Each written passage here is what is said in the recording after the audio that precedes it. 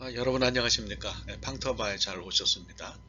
오늘은 조금 그 스타일을 바꿨습니다. 지금까지는 그냥 촬영을 했는데요. 한번 정보를 더 자세하게 잘 전달하기 위해서 파워포인트로 작성을 하고 녹음을 한 형태로 한번 파일을 올려보겠습니다. 여러분들이 들어보시고요. 뭐 좀 그 피드백을 해주시면 좋겠습니다. 저는 이 공부를 하는 목적이 여러분들에게 유익을 드리기 위해서 하는 거니까 여러분들이 좋은 쪽으로 하려고 생각하는데요. 이런저런 시도를 해보고 있습니다. 하여튼 함께 팡터바 39번째 시리즈 두 번째 시간을 여러분과 함께 해보도록 하겠습니다. 역시 창세기 24장을 함께 다루겠습니다. 지난 시간에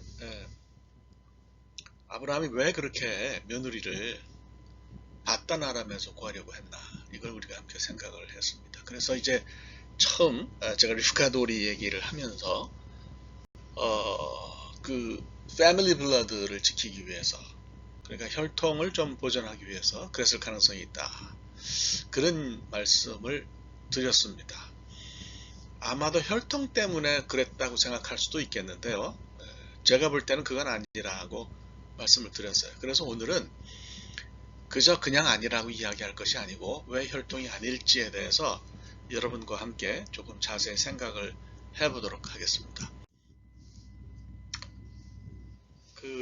한국 사람이랑 유대인이랑 뭐 비슷한 게 좀 있다, 이런 얘기들을 많이 하는데요. 혈통에 관해서 한국 사람도 유대인하고 조금 비슷한 부분이 있습니다.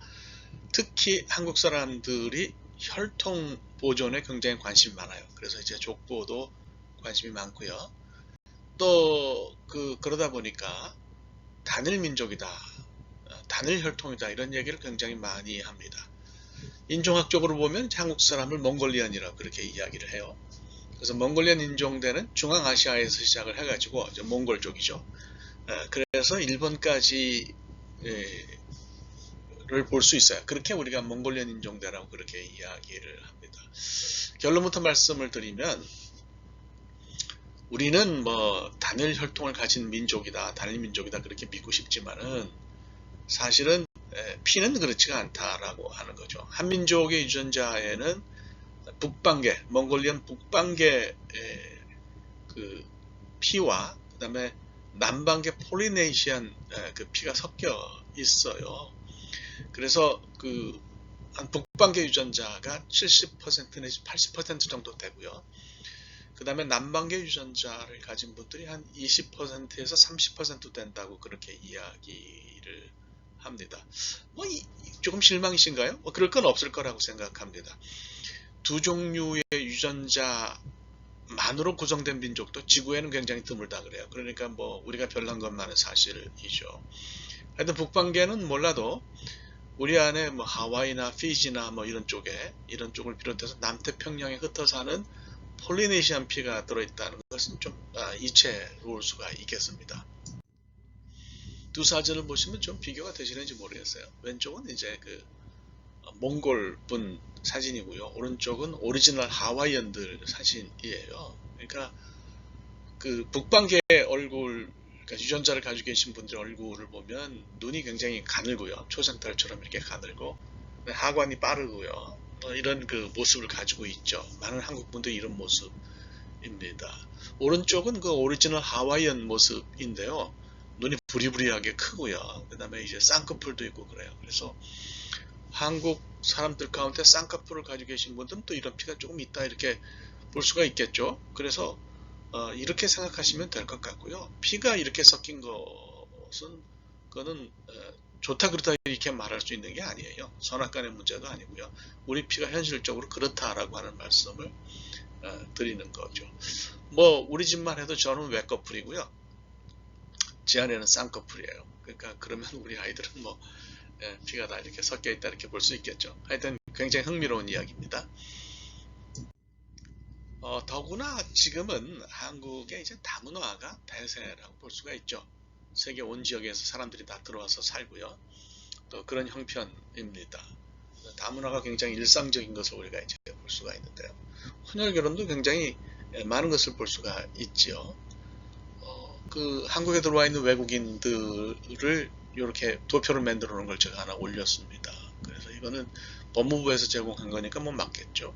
아무래도 한국계 중국인 많고요. 중국인도 있고 베트남 사람들도 있고 필리핀, 인도네시아, 뭐 기타 굉장히 많네요. 기타는 저 이제 아시아를 넘어서 온 사람들이겠죠. 그래서 이렇게 생각을 하면 뭐 혼혈 결혼도 굉장히 많은데요. 그러니까 뭐 지금 이런 세상에서 어느 민족이건 단일 혈통 뭐 이렇게 이야기하는 것은 인종학적으로 볼 때는 별 의미가 없는 그런 수사에 불과하지 않은가 이런 생각이 듭니다. 이스라엘 혈통만 봐도 그렇습니다. 특별히 이제 아브라함을 집중해서 생각한다고 하면 아브라함의 집안이 하란에서 온 사람들로만 채워져 있었다고 보기는 어려워요. 그 사람들 자체도 순수 단일 혈통이라고 보기 어렵지만 아브라함의 집안 자체도 이제 그렇습니다. 우선 그 이스마엘을 낳은 하갈을 생각하는데요. 하갈은 그 이집트 사람이었어요. 애굽 사람이었죠. 그러니까 이것만 해도 그렇고요. 또 아브라함의 종이었던 그 엘리에셀은 다메섹 사람이었습니다. 그러니까 뭐 이 사람은 아람 사람이지만 또 어떻게 혼혈을 통해서 피가 섞였는지 그건 알 수가 없어요. 그 여러분들 이 지도를 보시면 알 텐데요. 이게 다 이제 아람 사람들이 이렇게 그 애굽부터 시작해가지고 쭉 이렇게 다 아람 사람들이 흩어져 살던 광대한 지역인데요. 거기 여러 그 민족이 섞여 살았고 또 그들과 그 혼혈 결혼이 있었겠죠. 인터메리지가 있었겠죠. 그러니까 그 뭐 아브라함의 식솔들은 가나안, 메소포타미아, 심지어 애굽 피까지 섞여 있는 인종의 영광로였다. 이렇게 우리가 보는 것이 맞는 것 같습니다. 이것이 올바른 인식이 아니겠나 그런 생각이 드는 거죠. 그러니까 이런 광대한 지역에 여러 민족들과 흩어져 살면서 다른 혈통을 보존한다는 것은 불가능한 일 아니겠습니까? 그 후에도 특별히 이제 오늘날은 더 그래요. 오늘날은 유대인이라고 하더라도 그것이 물론 블러드도 좀 섞여 있지만 그 문화적인 것이고 교육을 통해서 유대인으로 성장하는 것에 이 사람들이 더 관심을 하지 물리적인 어떤 피의 그 혈통을 생각하지는 않아요. 예를 들면 중국에도 유대인들이 많이 살아요. 그 사람들은 아시안 얼굴을 하고 있어요. 아시아 사람 얼굴을 하고 있고요. 아프리카에도 굉장히 많습니다. 많은데 아프리카에 있는 유대인들은 다 얼굴이 검어요. 제가 히브리 유니언에서 공부할 때도 이렇게 보면 피부는 뭐 유럽에서 살다가 미국으로 온 사람들은 굉장히 피부 색깔이 희고요. 또 그렇지 않은 쪽에서 살다 오신 분들은 좀 검고요. 여러 가지였어요. 그러니까 그들 가운데 그 유대인의 피가 섞여 있긴 하지만 다른 피도 많이 섞여 있는 거고요. 또 그 다음에 그들을 유대인 되게 하는 것은 제가 볼 때는 종교이고 문화이고 교육이지 블러드 자체는 아니라는 생각이 듭니다. 특별히 그 디아스포라를 통해서 그러니까 바벨론 포로 후에 이스라엘 백성들이 퍼져나갔잖아요. 그래서 여러분 지도를 보세요. 오른쪽에 이제 제가 올려드린 지도를 보시면 온통 그 유대인들이 다 나가서 그 디아스포라를 형성한 것을 우리가 볼 수 있어요. 저는 그 디아스포라 이건 약간 사족인데 디아스포라라는 단어를 기독교에서는 쓰면 안 된다고 생각합니다. 사도 바울이 그 소아시아와 유럽에 복음을 전할 때 사도 바울을 박해한 것은 다 유대인 디아스포라였어요. 그러니까 디아스포라는 철저하게 유대인들 개념이에요. 근데 이거를 우리 특별히 선교학 쪽에서 아무런 비판 의식 없이 받아들여 가지고 해외에 나가 있는 동포교회는 무조건 뭐 디아스포라 교회다.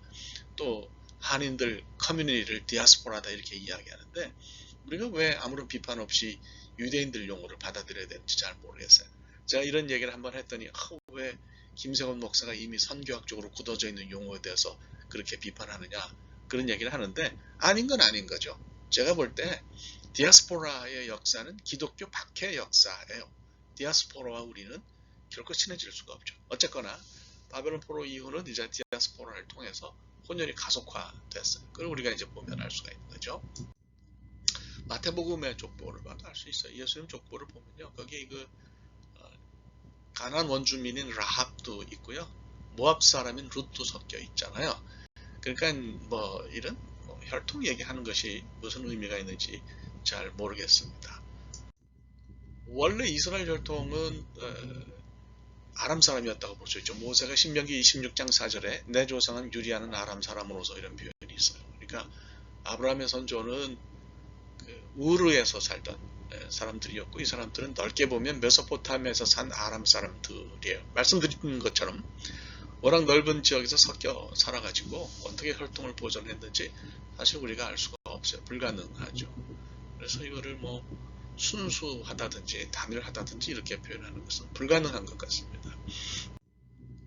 유대인이 혈통을 중시한 이유는 사실은 물리적인 혈통에 관심이 있어서가 아니에요. 정치적이고 문화적인 요구인 거죠. 그러니까 이 사람들이 출애굽해서 가나안의 왕국을 건설한 후에 민족적 정체성을 확립하려는 정치적인 요구가 강했다. 또 실제 뭐 역사를 보면 그 지파 개념도 가나안 정착 이후에 많이 흐트러졌고요. 특별히 북왕국이 주전 721년에 멸망한 이후에 아수르 사람들이 그리로 들어왔잖아요. 그래서 아수르 사람들과 섞였어요. 그래서 인터메리지가 혼혈 결혼이 거기 이제 그 아주 흔해졌는데, 그것 때문에 남왕국 유다에서 북왕국을 굉장히 천시했어요. 너희들은 피가 섞였다. 이런 것이 신약 시대까지 흘러내려왔죠. 그래서 우리가 갈릴리를 이방의 갈릴리라고 그 부르는 그런 표현들을 성경에서 볼 수 있지 않습니까? 그러니까 이미 많이 섞였다고 볼 수 있고요. 이런 사실이 그 단일 혈통이 아니라고 하는 것을 우리가 보여주는 그런 모습이라고 생각할 수가 있습니다. 실제로 유대인이라고 그들이 이제 자신을 부른 이유는, 주라고 그렇게 부른 이유는 존립 위기에서 존재감 위해서 그런 거예요. 역사적으로 봐도 마카비 시대 이후에 스스로 유대인이라고 부르기 시작했다, 이렇게 볼 수가 있어요. 그러니까 이스라엘 사람, 뭐 히브리 사람 이런 표현 대신에 유대인이라는 이름을 쓴 것도 이유가 있다. 역사를 보면 이제 그것을 알 수가 있는 거죠. 그래서 이방인과 자기 자신을 구별하려고 하는 어떤 그런 이유에서 이렇게 한 것이 아니냐, 이런 생각이 듭니다. 그래서 혈통 자체 보존을 위해서 아브라함이 며느리감을 할아내서 구했다고 보는 것은 조금 근거가 없어요. 이걸 증명하려면 험한 지뢰밭을 지나야 합니다. 왜냐하면 보존할 만한 순수한 혈통이란 게 없기 때문에 그렇습니다. 그래서 이거는 정답이 아닌 걸로 보입니다. 오늘 여기까지 정리하겠고요. 다음 시간에는 아마도 다른 이유, 신앙을 지키려고 그들이 그렇게 한 것 같다는 이유에 대해서 생각하겠습니다. 네, 오늘 여기까지 하겠습니다. 감사합니다. 고맙습니다.